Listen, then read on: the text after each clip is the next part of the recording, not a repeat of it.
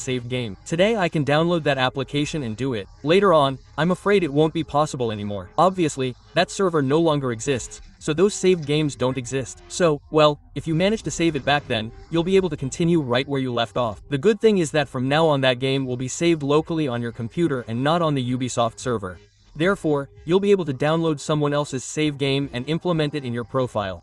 Before, you couldn't because you had to do it on the server and it wasn't possible because the synchronization of the server with the save game and your profile wouldn't work well and you'd probably end up corrupting everything. Now, since it's saved locally, if you don't have your game, download someone else's and at least you'll be able to have money, cars and a good base to play with if you don't feel like starting from scratch. On another note, another very interesting question that a follower asked me the other day on a live stream, okay? I can't remember who it was right now. It was asking how the hell am I going to be able to download the video game to have it on my PC. Imagine that you haven't bought Crew 1.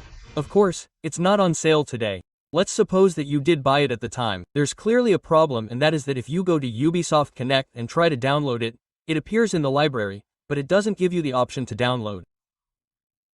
So the only solution is, well, now we're going to get to the opposite point in the video and that is that so far I've answered the questions that I think are going to be the most frequent ones.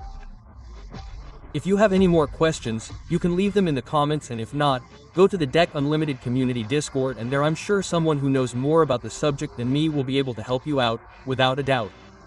But now I want to ask you, what do you think?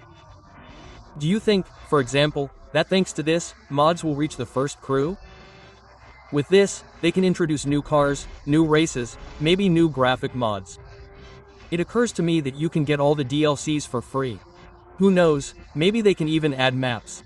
Imagine if they implemented the Crew Motorfest map. In fact, I know that they're already playing around with mods, to be exact, with a physics one. You know that the physics of Crew, especially when doing jumps, are very, let's say, weird, okay? Because saying bad might sound too bad, and the cars feel very heavy. You do a jump and boom, the car falls flat on its face. Well, apparently they're already tweaking the physics a bit and such, in case you want to add these types of mods. And the other question I want to ask you is about the project itself. Does it really motivate you? Do you see a future for it? Because maybe